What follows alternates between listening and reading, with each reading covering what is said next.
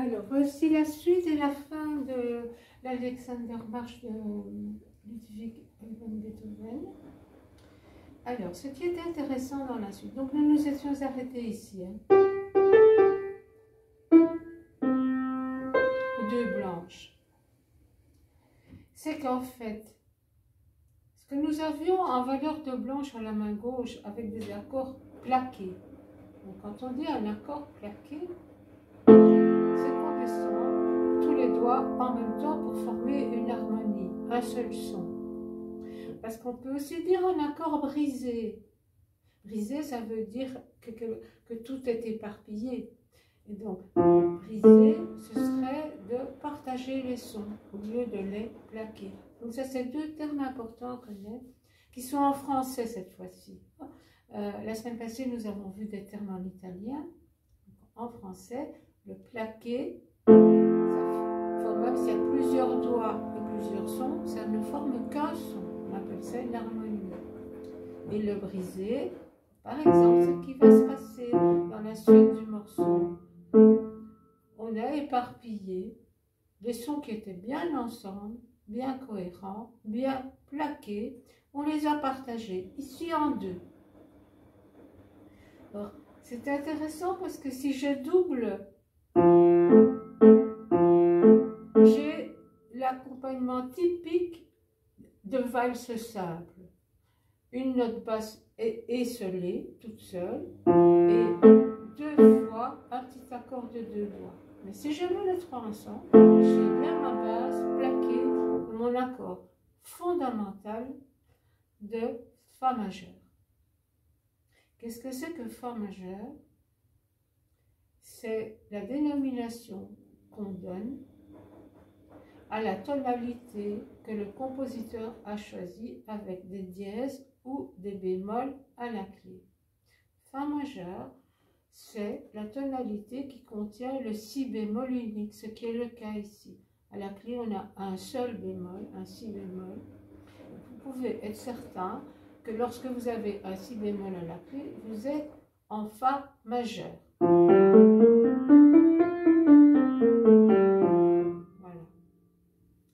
Quand il n'y a rien à la clé, nous sommes en Do majeur. On ne va pas sur les touchements. Mais ce qu'il faut savoir aussi, c'est comme une médaille. Le majeur, ça veut dire joyeux, ensoleillé. Et si on a une médaille avec un soleil d'un côté et une lune de l'autre côté, il est bien évident que le soleil va dire que c'est joyeux, lumineux, sans problème, et que la lune, ça va être plus nostalgique. Eh bien, en musique, on donne deux termes pour ça. Le côté ensoleillé de l'ambiance du morceau, ce sera majeur, et le côté plus nostalgique, lunaire, on va dire, de l'autre côté de la médaille, va s'appeler mineur. Donc là, c'est nettement, voire même dramatique parfois. Alors, il faut y aller toujours par petites doses dans les théories musicales, parce qu'on ne comprend pas tout et surtout on ne retient pas tout à la première explication qu'on entend dans le domaine de la musique. Mais on sait très bien imaginer le côté solaire des choses et le côté lunaire. L'ambiance n'est pas le même, le décor n'est pas le même s'il y a du soleil ou si on est sous un clair de lune. Les tons changent, les tons en musique, c'est comme en peinture, ils vont donner un climat joyeux ou triste. Le brun va être beaucoup plus triste que le bleu pâle et le jaune, par exemple. Le bleu du ciel et la lumière brillante du soleil.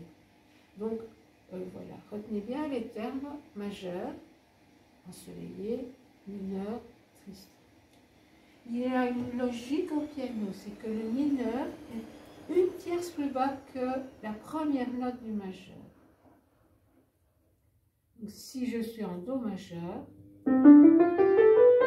j'ai bien ma première note avec mon pouce sur un Do, eh bien son côté lunaire, triste, nostalgique sera une tierce plus bas. Qu'est-ce que c'est qu'une tierce?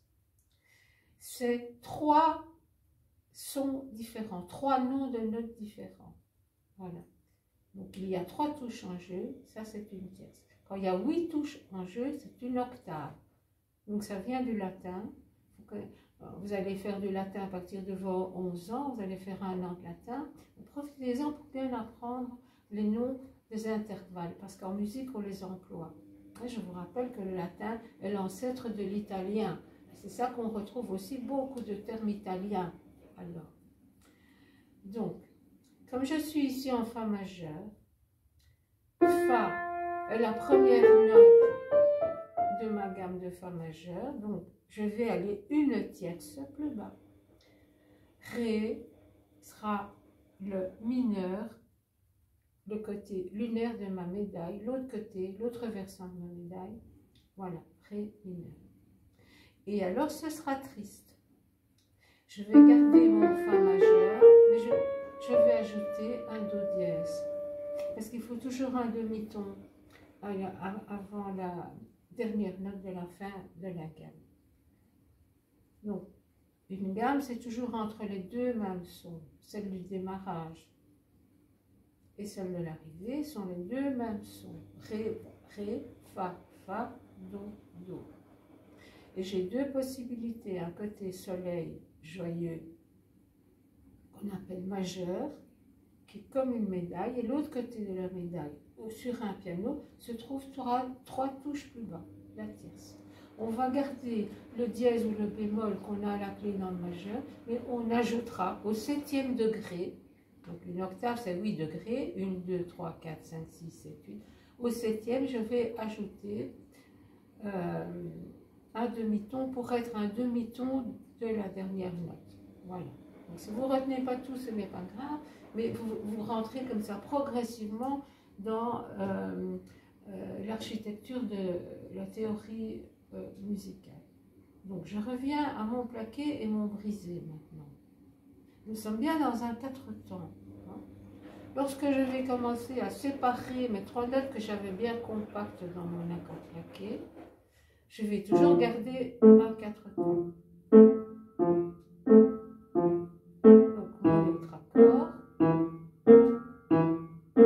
Je n'ai pas un 4e son, mais j'ai un silence. Ça remplit donc mes 4 temps. Le silence vaut un temps ou un demi-temps, enfin, selon la note qu'il représente, mais il complète la mesure dans le rythme qui a été demandé au départ. Donc, je vous ai aussi parlé de la valse. La valse est toujours en 3 temps. Mais vous savez déjà qu'il y a moyen de transformer cet accord brisé qu'ici on a 4 temps en accord de valse de 3 temps.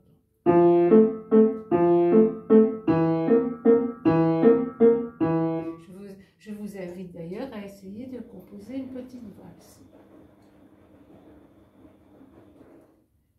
On reviendra à ces petits essais d'improvisation une autre fois, sinon la vidéo va être trop longue. Alors, on va retrouver à la main droite notre mélodie qu'on avait au début.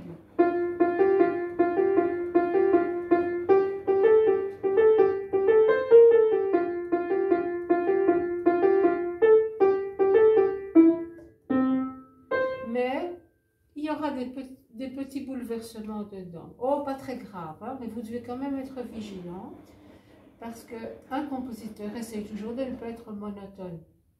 Alors il ne répète pas la deuxième fois vraiment à l'identique ce qu'il a dit à la première fois. Voilà.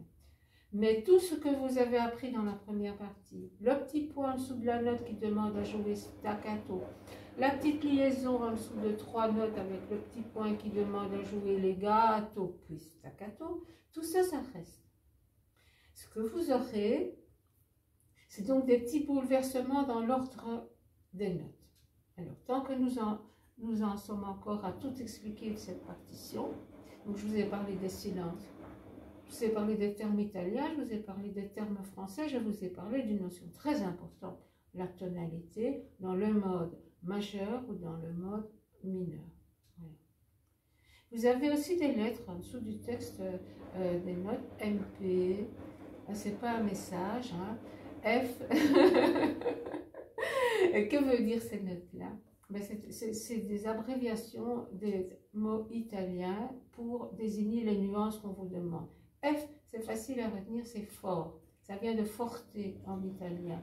P, eh bien, vous allez apprendre que ça veut dire de jouer doux. Et en italien, on dit piano pour pas fort, pour doux, pour faible, on dit piano. Voilà. Piano est un terme qu'on emploie dans 3 domaines. On l'emploie en musique pour désigner l'instrument, un piano. On l'emploie en cuisine pour désigner un gros fourneau de restaurant, par exemple. On dit que c'est un piano. Et on emploie le mot piano aussi pour dire ne joue pas fort. Voilà. Donc comme ça, vous savez que piano, ça veut quand même dire jouer au départ, mais pas fort. Ou alors ça représente le nom du piano. Donc quand vous avez M, P, M c'est mezzo piano, pas trop fort, pas trop fort. Et forte, c'est très fort. Mais vous avez aussi des dessins de V en latéral, comme ça, qui s'ouvrent comme un soufflet. Alors là où le V est fermé, où il se réunit en une seule pointe, c'est piano. Et au plus il va s'ouvrir, au plus vous allez jouer de plus en plus fort. Ça s'appelle un crescendo. Alors, on peut vous dessiner soit ce soufflet pour dire crescendo, joue de plus en plus fort, soit alors écrire le mot en toutes lettres, crescendo, de l'italien. Voilà, je vous mettrai ces termes en dessous de ma vidéo. Il y a encore un autre petit V qu'on voit, surtout à la fin du morceau, qui est dans l'autre sens et qui est comme on peut voir sur certains panneaux de signalisation routière pour indiquer qu'il y a beaucoup de vent. Il n'y a pas beaucoup de vent, mais ça veut dire appuie plus fort, marque bien ton accord. Voilà, ça c'est quand j'ai un petit V qui est aussi latéral, mais qui est tout petit en dessous de la note. Voilà, alors.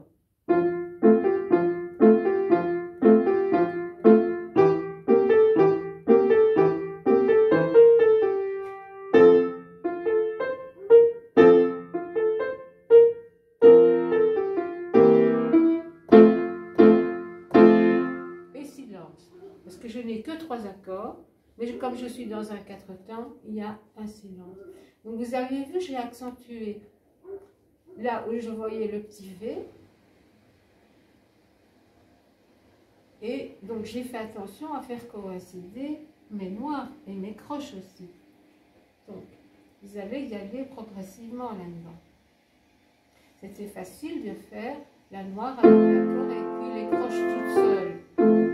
Tandis qu'ici, vos croches, vous allez faire la noire avec un noir. Et il y a 2 croches pour ceci.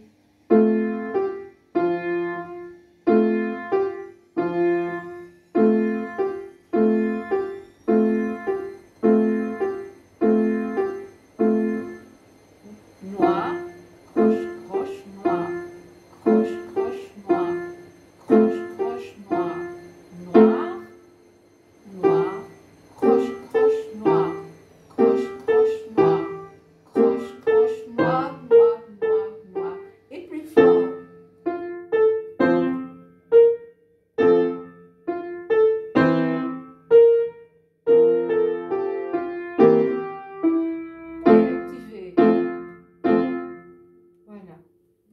Écoutez, bon travail, vous avez tout. Gardez bien ça dans un tiroir ou dans un classeur.